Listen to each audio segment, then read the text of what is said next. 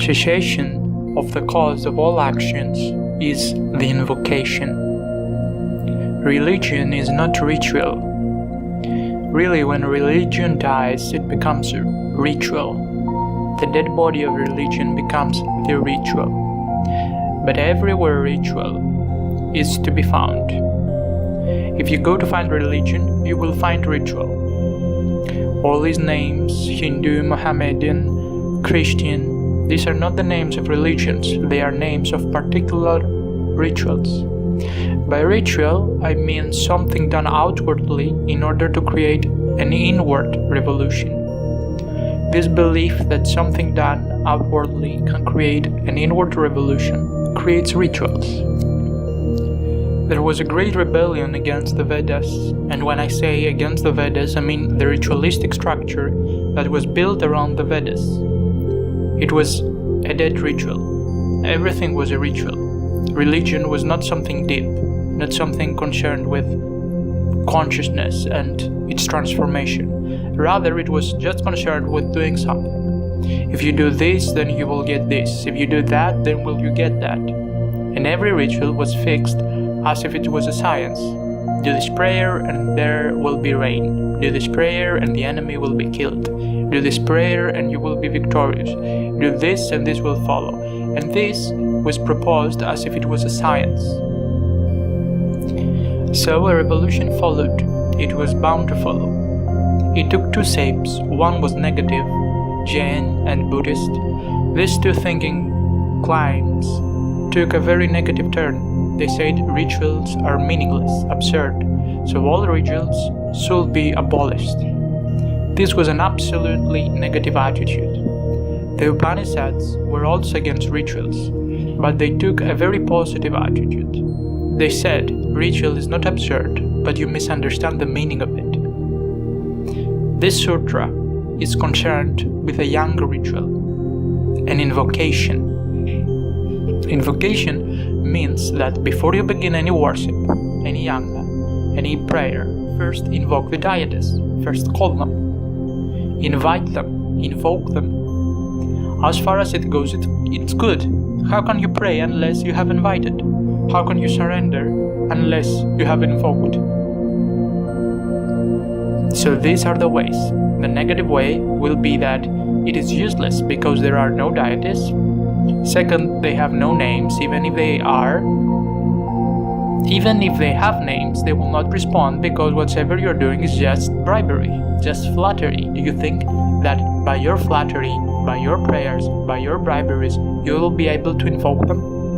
And if you think that you can invoke them and call them and invite them, then they're not even worth it. Because if you can bribe them, then they're just like you. The language is the same and the level also, so they're not worth it. Buddha has said there are no deities, and even if they are not higher than human beings. They are not higher. You can persuade them, you can bribe them through your flattery. You can force them to do something or not to do something. So they're not higher than you. They can just be forgotten. The Upanishads take a very different attitude. They say the deities are there and invocation is possible, but they give a much deeper meaning to invocation. They say cessation of the cause of all action is invocation. They don't deny anything. They give a new meaning, and the ritual becomes non-ritualistic. They say, of course, invocation is possible, but by invocation is meant cessation of the cause of all action. They say the same thing that Buddha also says. Buddha denies, he says there is no invocation. The only path is to be desireless, so don't ask for any help from anyone. No one can help you. Just be desireless and you will attain the bliss, the peace, the ultimate. So don't ask anyone for help, don't invoke anyone, just be desireless. And this becomes even more pertinent because the person who is invoking a deity is invoking him because of some desire. He wants something, money, prestige, victory, anything. He is invoking the deity, praying for something. So Buddha says you're just running from one desire to another, and this running after desire says dukkha, is the misery. And no one can help you unless you become desireless.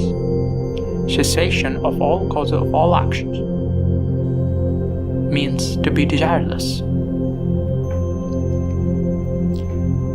What is the cause of action? Why are you involved in so much action? Why this constant running? What is the cause? Desire is the cause. So, in very poetic way, the Upanishad denies the ritual and yet not the term, denies the ritual yet not the spirit. The child has come. The child has become just play, totally involved, committed to this moment here and now. Nothing exists beyond it. This is action, but without the cause, without desire. That's why we have called this world not really a creation of the divine, but a lila, a play of the divine, because creation is not a good word, it's ugly. It is ugly because you create something for something. No, the divine is only playing, just playing like a child with no result in the mind. The play itself is blissful. So to say, cessation of the cause of all action is invocation. Means to be just like a child, innocent, pure, without any desire. Then you have invoked the divine. Then you have called, invited. Now your invocation cannot be denied. It is so authentic and so sincere, really. Now you need not even invoke the divine, and the divine will be there. You need not even call, because you have created the situation. The divine will flow, come down. You have created the situation, the purity of the heart. This is the only invocation. All else is just desire, action. What a man can offer to the divine for this invocation. You cannot offer yourself, but you can offer your mind. That belongs to you, and that is your choice. If you do not offer it, the divine cannot force it to be offered. You're not helpless. It's not like a river falling into the sea. Mind has a choice. You can go on denying the divine, and the divine cannot force you. Your being is rooted in the divine, but not your mind. You cannot deny the divine as far as existence is concerned. You are a part of it.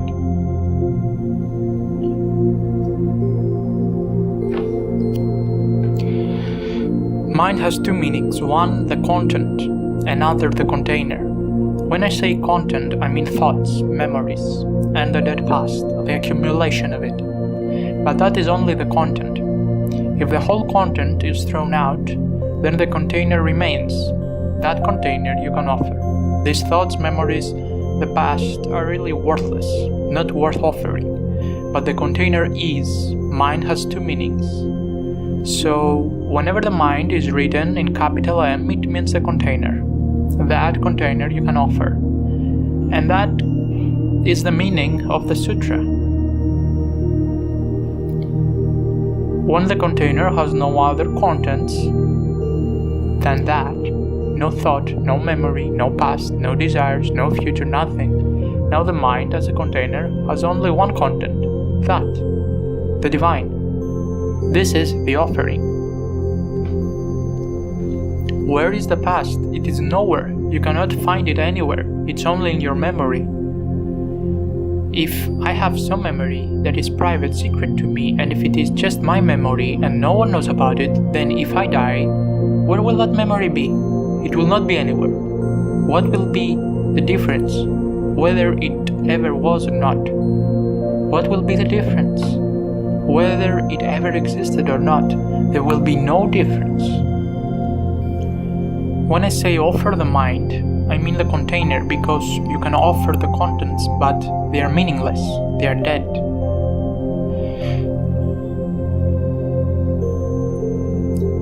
It is happening whenever a Buddha or Krishna or Christ offers the mind to the divine. It's not only that Buddha or Jesus is enriched, the divine is also enriched.